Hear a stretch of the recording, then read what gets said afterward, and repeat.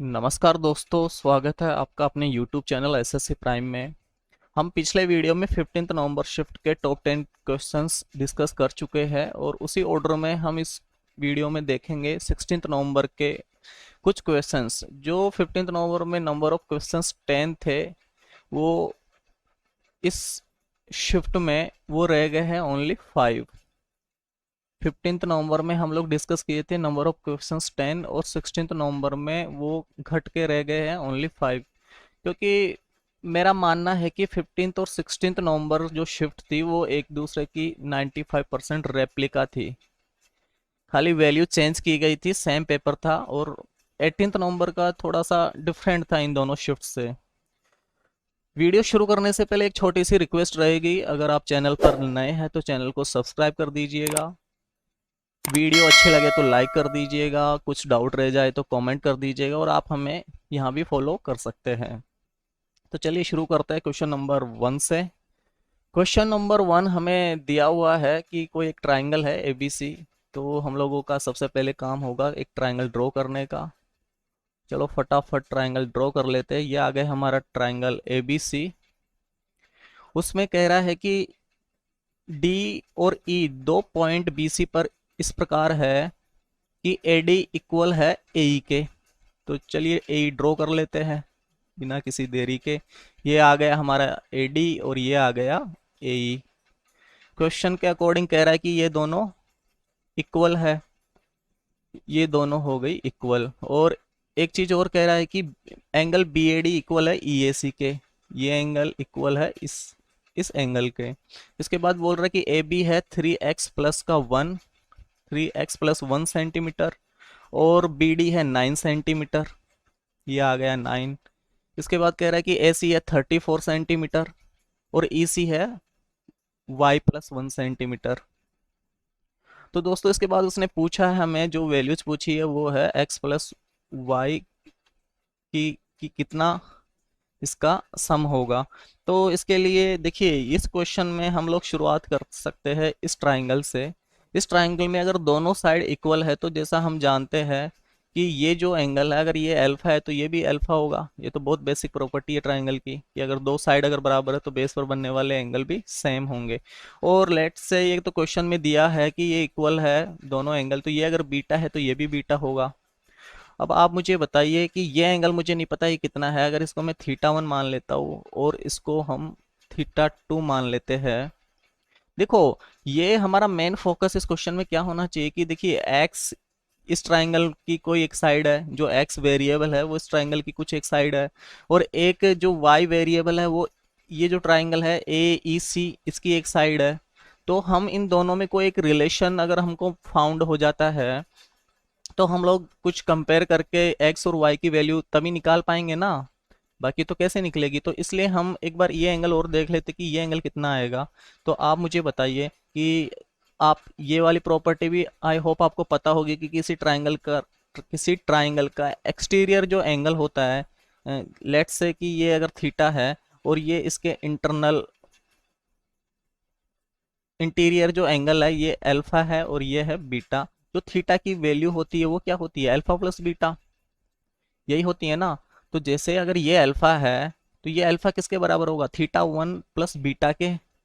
तो यहाँ से अल्फा किसके इक्वल आ जाएगा, ट्राइंगल एबीडी की बात हो रही है, इस ट्राइंगल की बात हो रही है। इसमें थीटा 1 प्लस बीटा इक्वल हो जाएगा अल्फा के। और यहाँ से जो थीटा 1 है वो निकल के कितना आएगा, अल्फा माइनस का बीटा। ये तो हो गई ट्राइंगल ए बी डी की बात।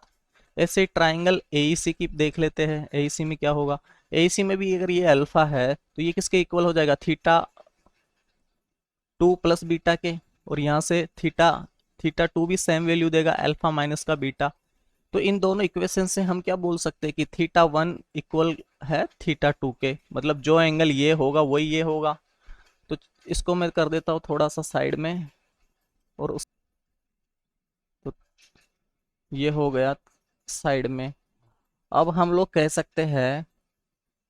सकते हैं कि जो ट्राइंगल ए बी डी है वो कॉन्ग्रुएंट हो जाएगा किसके, ट्राइंगल ए बी डी की अगर हम बात करेंगे तो ए सी ई के। तो मतलब अगर बी डी ये किसके बराबर होगा, सी के, और हम लोग ए बी की बात करेंगे, ए बी ये किसके इक्वल होगा, ए सी के। तो चलिए सोल्व करते हैं कि ए बी इक्वल ए सी करेंगे तो ए बी कितना है, 3x+1, और इसमें ए सी कितना है, 34 सेंटीमीटर। 1 उधर जाएगा, 33 होगा, 3 से डिवाइड करेंगे तो कितना आ जाएगा, 11। तो x की जो वैल्यू है वो कितनी निकल के आएगी, 11। ऐसे ही बी डी कितना है, 9, बी डी 9 है, और सी है y+1, तो यहाँ से y कितना निकल के आ जाएगा, 8। और हमसे क्या पूछा है, x+y की वैल्यू, x+y की वैल्यू पूछा है ना, तो 8 प्लस का 11 कितना आ जाएगा, 19, और यही आपका आंसर है। तो इस क्वेश्चन में यह है 16 नवंबर की शिफ्ट का क्वेश्चन। इसमें कुछ नहीं, इस ट्राइंगल का यूज करते हुए और आपको ये दोनों ट्राइंगल में कोई रिलेशन निकालना है, तो जो रिलेशन निकल के आता है वो आता है कि ये दोनों ट्राइंगल क्या है, आपस में कॉन्ग्रुएंट, और ये ऐसे साइड्स को इक्वल करके हम वैल्यूज निकाल के आंसर निकाल सकते हैं। तो आई होप इसमें कोई दिक्कत नहीं हुई होगी और ये कॉन्सेप्ट्स आपको ऐसे अप्लाई करना आना चाहिए क्वेश्चन के अंदर। चलिए क्वेश्चन नंबर 2 की ओर। क्वेश्चन नंबर 2 में हमें कह रहा है कि कोई भी एक, देखो सबसे पहले कह रहा है कि कोई एक सर्कल है, तो सर्कल का जैसे ही पता चलता है तो हमको सबसे पहले ड्रॉ कर लेना है एक बड़ा सा सर्कल। और इसमें कह रहा है कि ओ एक केंद्र है, तो ये आ गया हमारा सेंटर, ये आ गई हमारी एक जीवा ए बी और दूसरी सी डी। इसके बाद कह रहा है कि ए ओ डी है 32 डिग्री। देखिए अब अगर मैं सी डी ऐसे ले लेता हूँ तो ए ओ डी अगर आप ड्रॉ करेंगे तो ये 32 डिग्री से काफ़ी ज़्यादा हो जाएगा, इसलिए हम लोग क्या करेंगे कि ये जो जीवा है ये एक्चुअली में सी डी इस प्रकार से है, तो अब हमको कोई दिक्कत नहीं होगी ए ओ डी ड्रॉ करने में। ये छोटी छोटी चीज़ें आपको इस क्वेश्चन में ध्यान रखनी होगी, इसीलिए मैं क्वेश्चन लिया हूँ। क्वेश्चन तो इजी है और प्रीवियस ईयर में कई बार पूछा गया है। ये आ गया 32। इसके बाद सी ओ बी है, वो कितना है अपना, सी ओ बी भी ड्रॉ कर लेते हैं। ये क्वेश्चन में कह रहा है कि 26 डिग्री।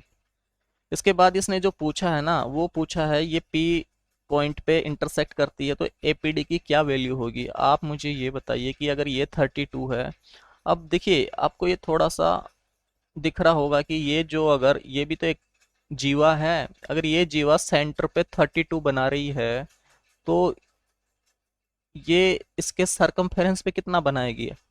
ये अगर मैं एडी की बात कर रहा हूँ, ये इसके सेंटर पे 32 बना रही है, तो ये एडी ये इसकी सरकम जो सरकमफेरेंस है इस पे कितना बनाएगी, 16 डिग्री।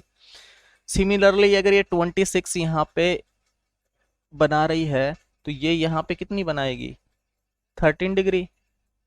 आप मुझे बताइए कि अभी मैंने एक ट्राइंगल का कॉन्सेप्ट बताया था कि इसके जो इंटीरियर जो एंगल्स है ये 13 और 16, ये इसके एक्सटीरियर एंगल के बराबर होंगे कि नहीं होंगे, क्योंकि ये ट्राइंगल देखिए, इस ट्राइंगल को देखिए डी पी बी कोई एक ट्राइंगल है इस टाइप से, ये पी हो गया, ये डी हो गया और ये बी हो गया। अगर इसका ये अगर अल्फा है और ये बीटा है, तो इसका जो एक्सटीरियर जो एंगल है वो अल्फा प्लस बीटा के इक्वली तो होगा। तो ये बस ये जो इसने क्या पूछा है, एपीडी, तो जो एपीडी है हमारे पास कितना आ जाएगा, 13 + 16, और यही आपका आंसर है 29 डिग्री। तो इसमें वही है कि आपको थोड़ा सा हो सकता है कंफ्यूज हो जाए कि सी इधर ले लेंगे तो आपसे फिर ये क्वेश्चन सोल्व करने में दिक्कत हो जाएगी, इसलिए सबसे पहले आप कोई भी अगर ड्रॉ करते हैं कोई भी फिगर, तो उसमें देखो कि क्या फिजिबल है क्या। अगर मैं यहाँ पे अगर सी ले लूंगा और डी ले लूंगा और एक ए और डी अगर मैं मिलाऊंगा तो क्या वो 32 डिग्री होगा, वो तो काफी ज्यादा चला जाएगा। आप देखिए ना, ये जो अगर कंप्लीट ये एंगल अगर मैं डी यहाँ मानूंगा तो ये तो 32 से तो बहुत ज्यादा हो जाएगा, ये कम से कम 150 जैसा निकल के आएगा, तो ये फिजिबल नहीं है, इसलिए आप थोड़ा ऑल्टर करके भी देख सकते हैं। चलिए इस क्वेश्चन को लेने का तो सिर्फ यही पर्पस था, और हम लोग देखते हैं नेक्स्ट क्वेश्चन। क्वेश्चन नंबर 3 जो है वो एक अजीब सा है, मतलब देखिए ये अगर क्वेश्चन आता है तो हम लोग फर्स्ट टाइम तो मूव ही कर जाते हैं। और इसको सोल्व करने का क्या तरीका हो सकता है, आप देखिए यहाँ पे जो पॉइंट है 25, अगर मैं इसका क्यूब करूंगा तो ये पॉइंट शिफ्ट हो जाएगा 6 डिजिट के लेफ्ट में, और यहाँ पे भी 6 डिजिट के लेफ्ट में, यहाँ पे 4 डिजिट के लेफ्ट में, और यहाँ तो कितना है 3 डिजिट के बाद में। तो हम लोग क्या करते हैं कि देखिए इसको मैं सबसे पहले तो ऐसे लिखूंगा 0.25 का क्यूब, और इसको मैं यहाँ पे दे देता हूँ 125 कर देता हूँ। जो 125 है उसको मैं कर देता हूँ 0.125, और यहाँ पे 5 का क्यूब करूँगा तो वो भी 125 आएगा। लेकिन हमें ऊपर चाहिए टोटल 6 डिजिट के लेफ्ट में पॉइंट। तो 6 डिजिट में हो गया ना, इसका क्यूब करेंगे, अगर दो के बाद में है क्यूब में तो 6 पे शिफ्ट हो जाएगा। तो ये मैं 3 इसको दे दिया और 3 यहाँ पे शिफ्ट कर दिया। और इसको हम लिख सकते हैं 0.75 इंटू 0.75, और माइनस का 0.25 तो है ही, और ये 0.50। अब यहाँ से क्या कर सकते हैं, 0.25 दो बार इसके मल्टीपल से मैं कॉमन ले सकता हूँ। तो मैं इसको डिवाइड करूंगा 0.25 इंटू 0.25 से, तो ऊपर कितना बचेगा 27, और एक ही बचेगा 0.25, प्लस 0.25 का डिवाइड इसमें मैं करूंगा तो ये कितनी बार जाएगा। 0.125 को अगर आप डिवाइड करोगे 0.25 से, तो सबसे पहले तो ये अगर 2 डिजिट के यहाँ से मैं हटाऊंगा तो ये शिफ्ट हो जाएगा कहाँ पे, यहाँ पे। और ये कितनी बार 0.5 टाइम्स जाएगा ना, क्योंकि देखिए 25 इंटू 0.5 अगर मल्टीप्लाई करोगे तभी तो 12.5 आएगा। तो इसलिए ये क्या आ जाएगा अपने पास 0.5। नीचे ये कितनी 3 टाइम्स चला जाएगा, 0.25 से डिवाइड करेंगे तो ये भी 3 टाइम्स, और ये 1 टाइम्स, और ये 2 टाइम्स। 0.25 अगर इसको डिवाइड करेगा तो 2 टाइम्स ही जाएगा ना। इसके बाद में हम देख लेते हैं कि ये भी 0.25 हो जाएगा, ये भी मिला के 0.25, और यहाँ से मैं कॉमन ले लूंगा 0.25।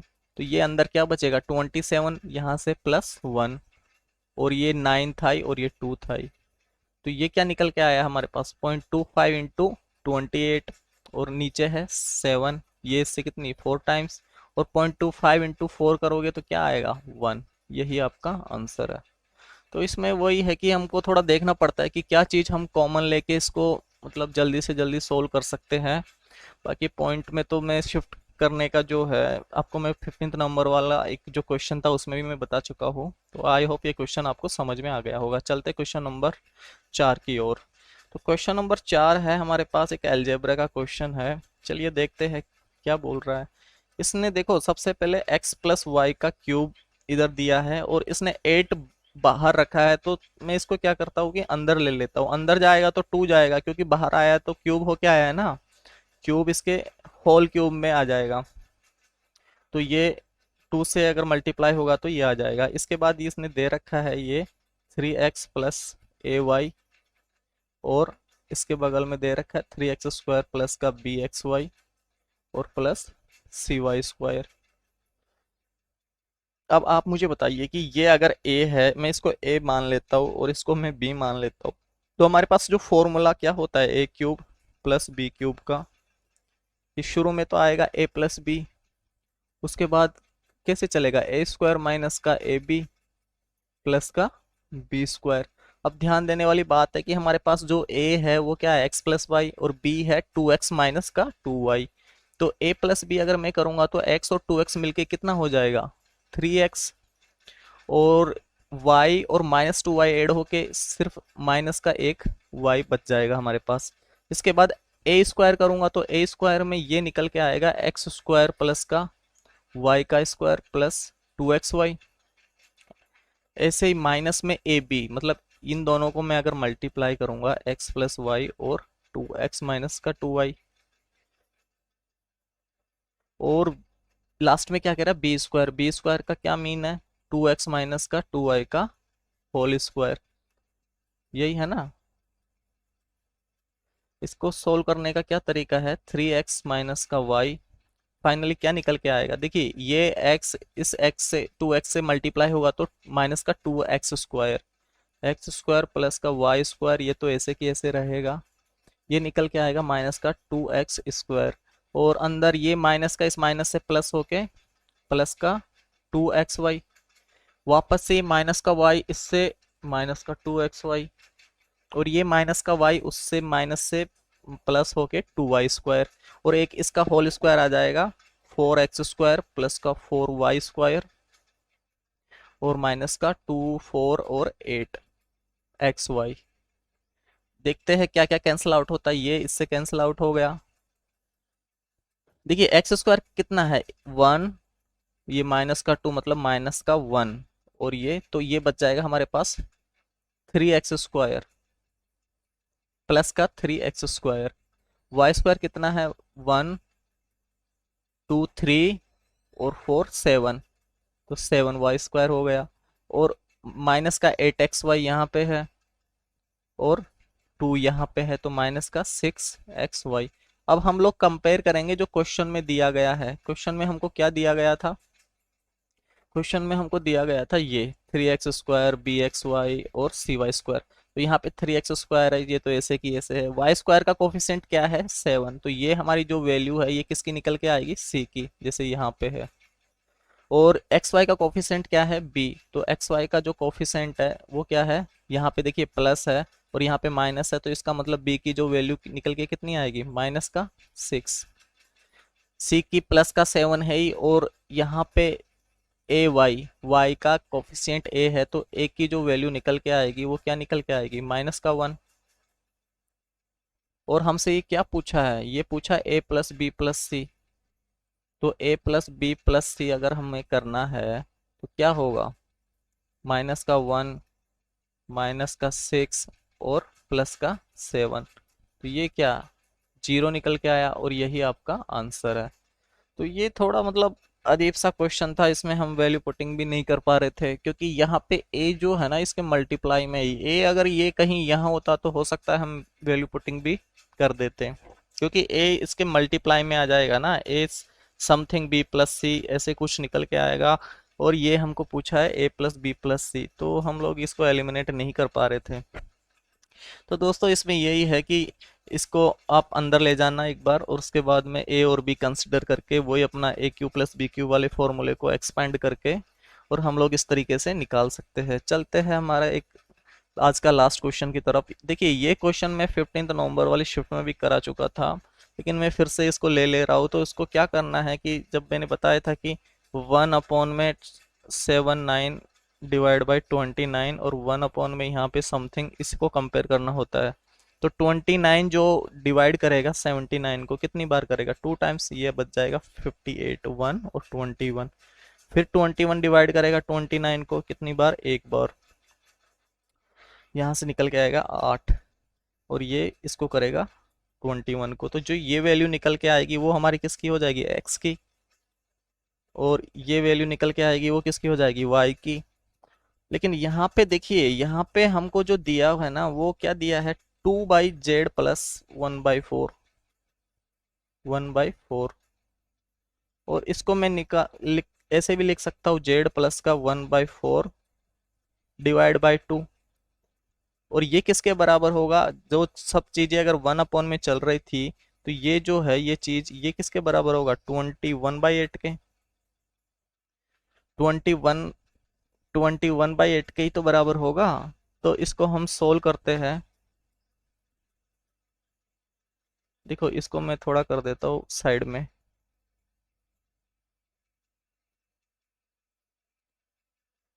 हम लोग यहाँ से अब सोल्व करना स्टार्ट करते हैं।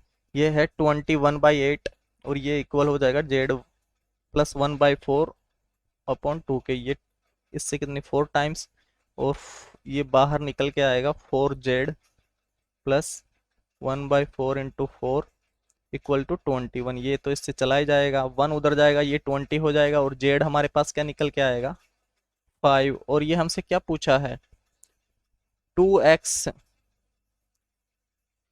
ये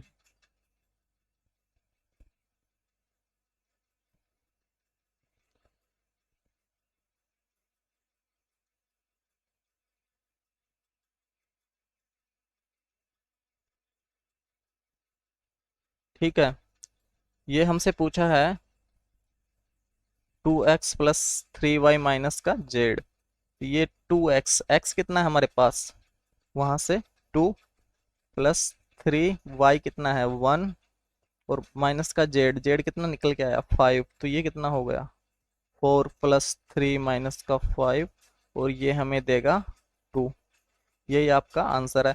देखिए कई बार ये क्या है ना कि यहाँ पे ये 2 दे देगा, 1 नहीं देगा, तो आप इस 2 को आप नीचे ले आइए और इसको कंपेयर कर दीजिए। जो लास्ट में हमारे पास इन दोनों की वैल्यूज निकलने के बाद जो नंबर बचेगा, कि 8 डिवाइड करेगा 21 को, इसको कंपेयर करेंगे तो यहाँ से जेड भी निकल के आ जाएगा।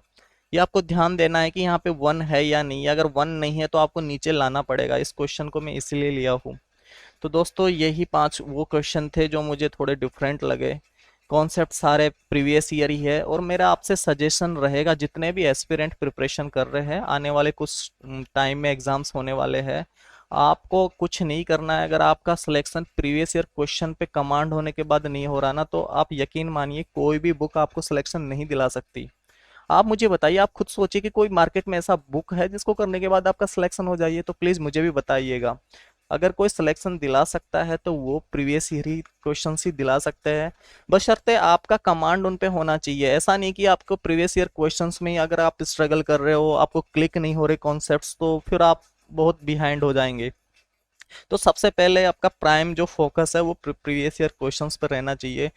लिमिटेड सोर्सेज रहेंगे, मल्टीपल आप रिवाइज कीजिए। वैसे भी कोई मैं आगे एक वीडियो बना दूंगा क्या स्ट्रेटेजी रहनी चाहिए। देखिए मेरा तो जब मैंने प्रिपरेशन स्टार्ट किया था, तो जो प्री का एग्जाम था वो 2 या 2.5 महीने का टाइम था, और 2 साल मुझे बुक उठाए हो गए थे, फिर भी मेरे पास इतना कॉन्फिडेंस था। मुझे ये पता था कि मैं पहले जब प्रिपरेशन में मैंने प्रीवियस ईयर नहीं करके गया था तो मेरा स्कोर कभी नहीं होता था।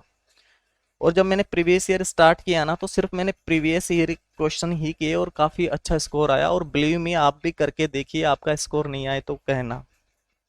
तो दोस्तों ज़्यादा वीडियो, ज़्यादा पीडीएफ, ज़्यादा बुक्स के चक्कर में मत पड़ो। एक प्रीवियस ईयर चारों सब्जेक्ट के लिए आप परचेज करके या ऑनलाइन कहीं से भी, और टॉपिक वाइज आप किसी भी, जैसे किसी भी टॉपिक में दिक्कत हो रही है तो टॉपिक वाइज आप अपनी प्रिपरेशन, आपके अपने नोट्स तैयार कर लीजिए। आपका स्कोर हमेशा बेटर ही रहेगा। तो दोस्तों आज के वीडियो में बस इतना ही। चैनल पर नए हैं तो सब्सक्राइब कर दीजिएगा। अगर आपको लगे कि आगे किसी एस्पिरेंट्स को इसकी ज़रूरत है तो शेयर कर दीजिएगा, और कोई डाउट या कुछ सजेशन आपके है तो कमेंट में बता दीजिएगा, ताकि मैं अपने आप को और इम्प्रूव कर सकूं। धीरे धीरे और वीडियो जाती रहेगी, चैनल पर बने रहिएगा। धन्यवाद दोस्तों।